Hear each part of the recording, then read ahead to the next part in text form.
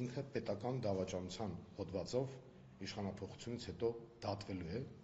ինքը շատ լավ գիտի այդ մասին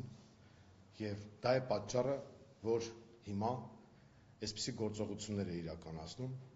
Նիկոլ Փաշինյանը նաեւ պետք է հետագայում պատասխանի, թե ինչ է արել այն 8 միլիարդ դոլարի հետ, որը պետական պարտքի ավելացման չափն է, եւ մենք որևէ մեկս տեղյակ չենք, թե ինչ ուղղություններով են ծախսվել այդ միլիարդավոր դոլարները։ Նիկոլ Փաշինյանը պետք է հետագայում պատասխանի, թե ինչպես եղավ, որ ինքը եւ իր շրջապատը դարձան դոլարային միլիոնատերեր, որոշ դեպքերում միլիարդատերեր, որովհետեւ իր շրջապատի բիզնեսմեններից մեկի տարեկան շահույթը մաքուր 1.5 միլիարդ դոլար է եւ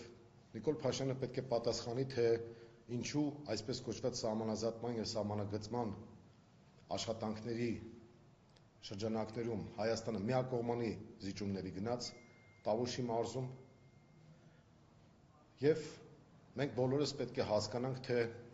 ինչ նախապայմաններ կան, որի տակ մտել է Նիկոլ Փաշինյանը եւ բոլորիս համար դրանից հետո պարզ կդառնա, թե ինչու է նա այսպիսի ագրեսիվ վարքագիծ դրսևորում։